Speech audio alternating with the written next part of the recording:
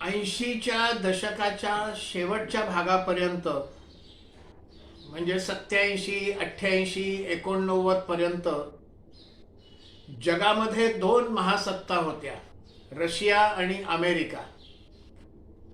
आणि मग अमेरिकेच्या प्रभावाखाली काही देश, रशियाच्या प्रभावाखाली काही देश, असं शीतयुद्ध सुरू असायचं. 1989-90 येता येता शीतयुद्ध संपलं, कारण रशिया कोलमडला आणि जगामध्ये एकच महाशक्ती अमेरिका राहिली.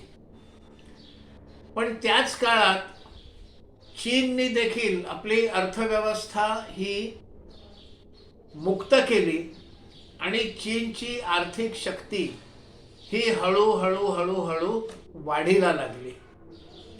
सैनिकी शक्ती त्याची आधीपासून होती आणि 1962च्या नंतर भारतामध्ये चीनच्या समोर आपण टिकू शकत नाही अशी एक मानसिकता ही गेल्या 10 वर्षापूर्वीपर्यंत होती. गेल्या 10 वर्षामध्ये भारतानं देखील आपली आर्थिक आणि सामरिक शक्ती ही वाढीला लावली.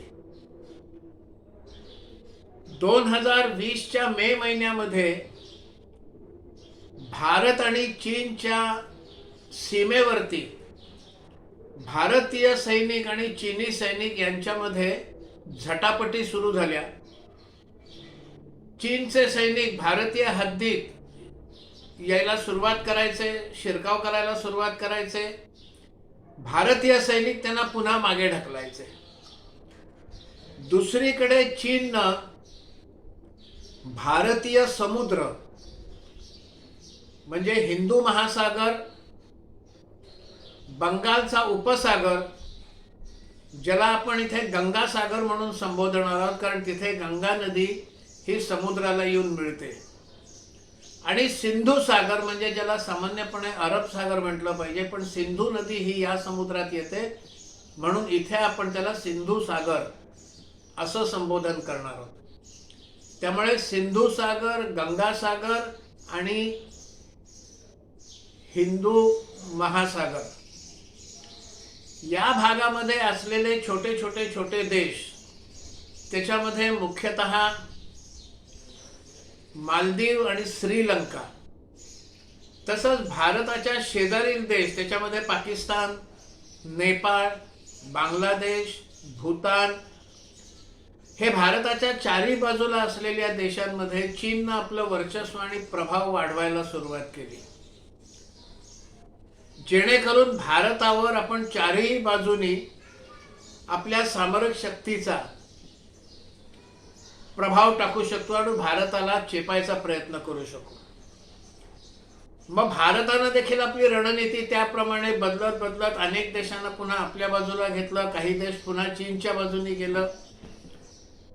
अगदी अलीकडच्या काळातले 2 उदाहरणं म्हणजे श्रीलंका आणि मालदीव. श्रीलंका हा चीनच्या नादी लागून कंगाल झाला. म्हणजे दीड वर्षापूर्वी, 2 वर्षापूर्वी श्रीलंकेची अशी स्थिती आली की श्रीलंकेत पेट्रोल नाही, खायला प्यायला अन्न नाही. जनता ही सत्ताधाऱ्यांना पकडून धडा शिकवण्याच्या मनस्थितीत आली आणि मग भारतानं श्रीलंकेला मदत केली आणि अलगद आपल्या बाजूला वळवलं.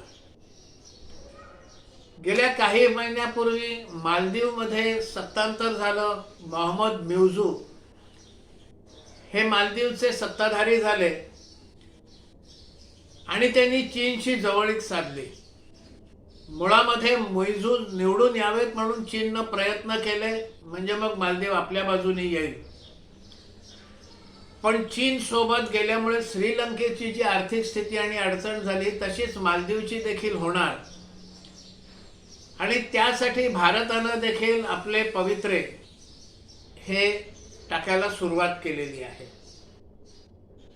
भारताच्या समुद्रांमध्ये सिंधू सागर, गंगा सागर आणि हिंदू महासागर यामध्ये आपलं वर्चस्व वाढवण्यासाठी या बेटा असलेल्या देशांमध्ये आपले बेसेस उभे करायचे आणि या समुद्रामध्ये आपला प्रभाव वाढवायचा, हे चीनची रणनीती होती.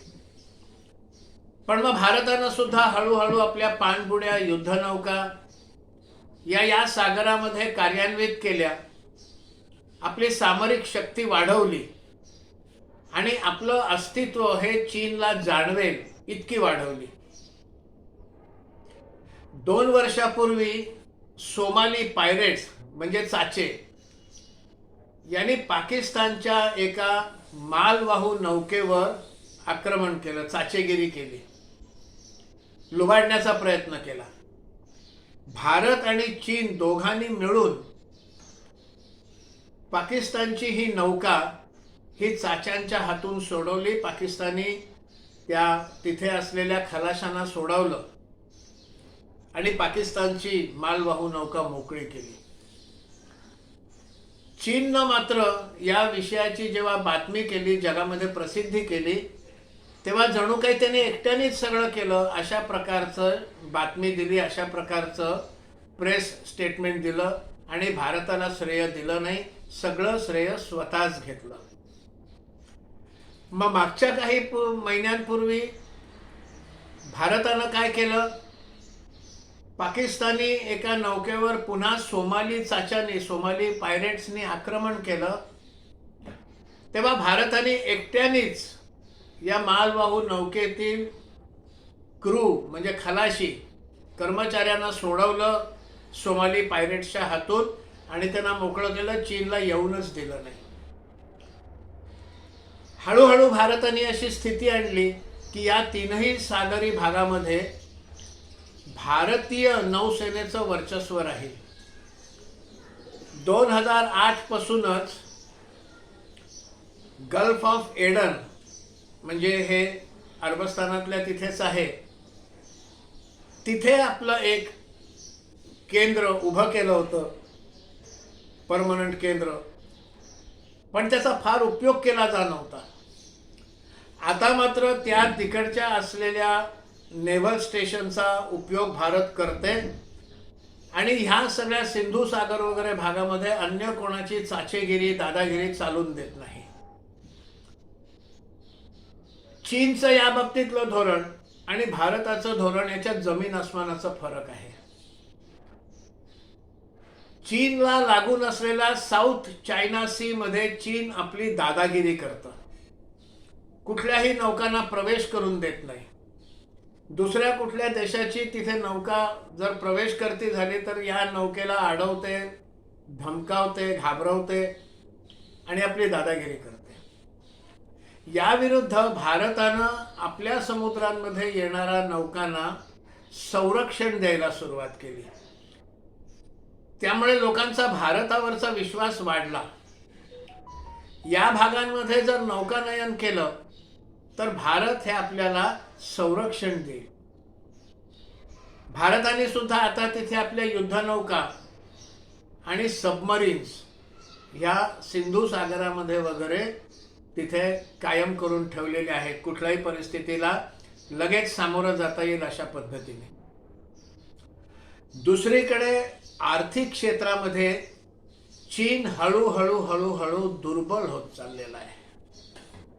70च्या दशकामध्ये अमेरिकेनं चीनशी व्यापार केला, व्यापार मोठा केला आणि त्यामुळे चीनची आर्थिक स्थिती सुधारत गेली. पण गेल्या 10 वर्षामध्ये व्यापाराला सुयोग्य असं वातावरण भारतात निर्माण झालं, इन्फ्रास्ट्रक्चर निर्माण झालं, व्यापारावरचे निर्बंध हे सोपे केले, ज्याला रेग्युलेशन्स म्हणतात, हे सोपे केले आणि चीनची जी स्थिती व्हायला लागली त्यामुळे अनेक गुंतवणूकदार हे चीनमधनं बाहेर पडून भारताकडे यायला लागले. याचं कारण भारतामध्ये व्यापाराला अनुकूल अशी परिस्थिती गेल्या 10 वर्षामध्ये निर्माण करण्यात आली. मग त्यामध्ये विशेषतः नॉन बँकिंग इन्व्हेस्टर्स ज्यांना म्हणतात, त्यामध्ये ब्लॅक रॉक, गोल्डमॅन सॅक्स असे जे आहेत, मॉर्गन स्टॅनली यांनी चीनमधली आपली गुंतवणूक बाहेर काढली आणि भारतामध्ये ही गुंतवणूक करायला सुरुवात केली. त्याचप्रमाणे इन्फॉर्मेशन टेक्नॉलॉजी त्याच्या संस्था यांनी देखील भारतामध्ये आपलं बस्तान बसवायला सुरुवात केली. चीनमधनं तेही बाहेर पडायला लागले. मग त्यामध्ये सॉफ्टबँक, टेस्ला, मायक्रोसॉफ्ट यांनी चीनमधली आपली केंद्र ही भारतात आणली आणि त्यामुळे भारताच्या अर्थव्यवस्थेला आणखीन बळ प्राप्त झालं. भारताची अर्थव्यवस्थेला बळ प्राप्त व्हायल्यानंतर चीनला देखील ईर्ष्या वाटायला लागली. पण आता ते काही करू शकतील अशी स्थिती नाहीये. मध्ये मध्ये छोटे मोठे गडबडी करत राहतात. या विषयामध्ये अमेरिकन संस्था या मोठ्या प्रमाणावर येत आहेत. पण अमेरिका देखील एखाद्या देशाला शक्तिशाली होऊन देत नाही. त्यांना जेवढ्या शक्तीचा मुकाबला करता येईल तेवढंच शक्तिशाली होऊन देतात. त्यामुळे अमेरिका देखील एकीकडे गुंतवणूक भारतात जाईल असं करत असताना भारतामध्ये काही ना काही उपद्रव होत राहतील आणि भारताच्या शासनाला कायम डोकेदुखी राहील अशा कारवाया ते भारतात करत राहतात. अलीकडे झालेलं मणिपूर वगैरे ठिकठिकाणी आत्ता चाललेले शेतकरी आंदोलनं हे सगळा त्याचाच भाग आहे. आणि त्यामुळे एकीकडे भारतामध्ये गुंतवणूक तर करायची, पण काही ना काही अशांतता होत राहील हे देखील पाहायचं. अर्थात भारत सरकारला या सगळ्या गोष्टी माहिती आहे. त्याच्याशी कसा मुकाबला करायचा, त्रास देणारे जे विषय आहेत ते कसे हाताळायचे हे बऱ्यापैकी माहिती आहे. त्यामुळे पुढल्या काळामध्ये जगभर नाही तरी आशियामध्ये चीन आणि भारत या दोन महासत्ता म्हणून उभ्या राहत आहेत. पुढच्या काळामध्ये यातून चीन आणि भारतात संघर्ष होईल का हे माहिती नाही. पण एकेकाळी जगासमोर दबणारा, चीन समोर दबणारा भारत आता भारत चीन सीमेवर देखील आणि भारताला लागून असलेल्या समुद्रात देखील आपलं अस्तित्व आणि आपली शक्ती जाणवेल इतकं मोठं व्हायला लागलेलं आहे.